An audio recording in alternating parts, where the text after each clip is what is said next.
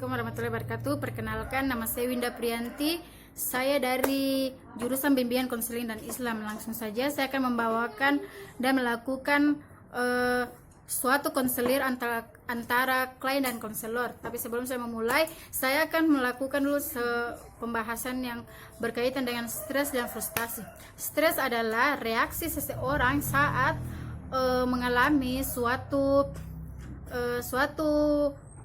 emosi atau gangguan mental yang dialaminya, baik secara pribadi dan baik maupun tidak. Stres juga bisa menimbulkan karena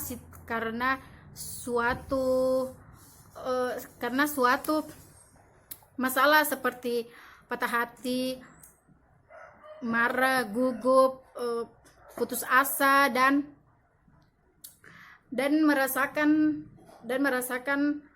permasalahan antara pertengkaran dengan pasangan.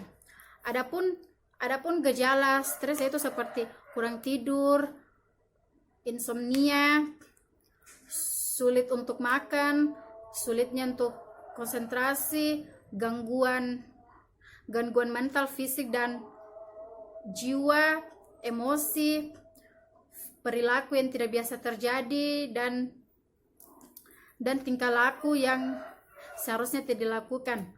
Adapun dampak positif dan negatif yaitu seperti positif yaitu membuat motivasi kita menjadi lebih baik lagi, sedangkan dampak negatifnya yaitu membuat kesehatan mental kita terganggu.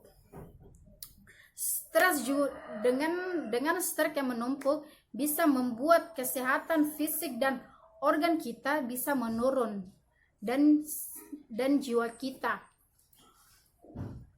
Penyebab stres yaitu seperti putus cinta, pertengkaran antara pasangan, tekanan dari luar maupun dari dalam, tekanan pekerjaan maupun tugas-tugas yang diberikan di sekolah maupun tidak.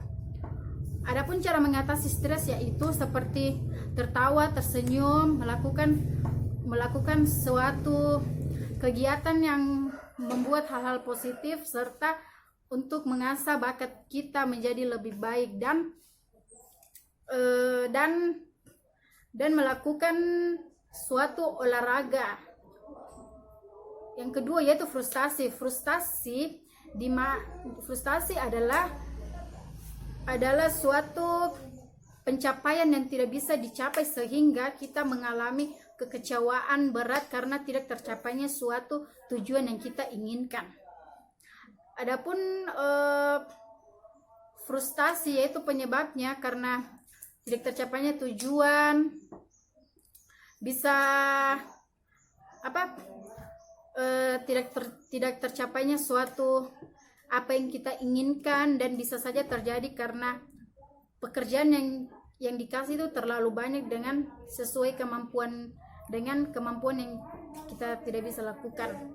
Ya, sebelum saya melakukan suatu konseling, saya akan melakukan suatu konseling kepada konselor yaitu bernama Saudari Windy, yang dimana dia sedang mengalami suatu masalah. Langsung saja saya akan bertanya, apa penyebab Anda sehingga bisa stres? Kalau penyebab saya hingga menjadi stres itu sebenarnya kayak hal-hal yang kecil ya, kayak teguran orang tua. Itu bisa menjadi penyebab saya stres, tapi padahal itu sudah teguran yang baik. Tapi saya menjadikan itu negatif dan menjadikan hal-hal yang dipikirkan akibatnya stres. Oke, apa dampak negatif Anda sendiri bisa stres? Dampak negatifnya itu kurang tidur, terus pola makan saya terganggu. Sedangkan positifnya? Positifnya di sini kita harus kayak kita harus motivasi diri kita sendiri agar jangan terlalu larut dalam pikiran tersebut hingga menjadi stres. Kita harus bisa semangat, terus ya tetap sabar, seperti itu. Apakah Anda pernah mengalami suatu frustasi atau pencapaian yang belum pernah Anda capai? Iya, pernah, kayak sesuatu yang saya inginkan tidak terjadi, tidak tercapai, seperti itu. Tapi lagi-lagi itu kita harus mengambil positifnya. Oke. Apakah selama Anda mengalami suatu stres, Anda sulit untuk makan, tidur, dan nada suara Anda itu sempat berdampak kepada orang lain. Oh iya, itu iya. Kalau susah tidur itu ya pasti sudah pasti, dan makan juga terganggu, tapi tidak berlangsung lama, hanya beberapa saat. Saya cepat. Oke, berarti yang Anda alami stres ini itu berat ya, atau tidak juga, atau bisa dikatakan tidak terlalu berat? Kalau menurut saya yang namanya kalau sudah sampai ke tingkat stres itu berarti Yes. itu sebuah masalah kayak berat, tapi kita harus bisa atasi. Oke, berarti Anda sangat terganggu ya, dan sempat sulit tertidur.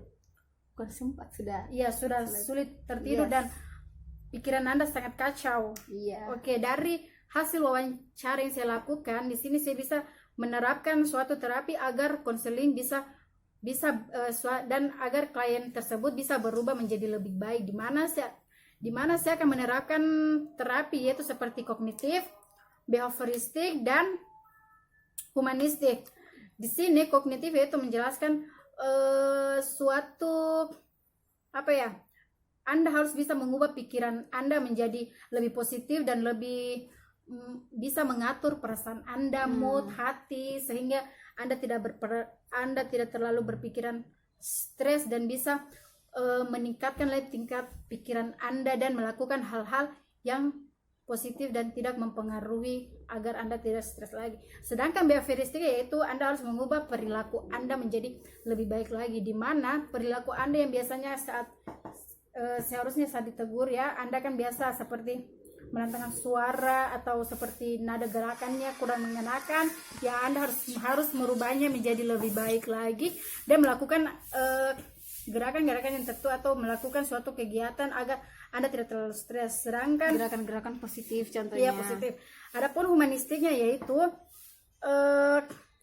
Anda jangan menyalahkan orang lain, harus introspeksi diri lagi bahwa saya harus bisa menjadi dan berubah menjadi lebih baik lagi. Betul. Anda tidak berlarut-larut kepada masalah tersebut dan bisa kembali seperti semula dan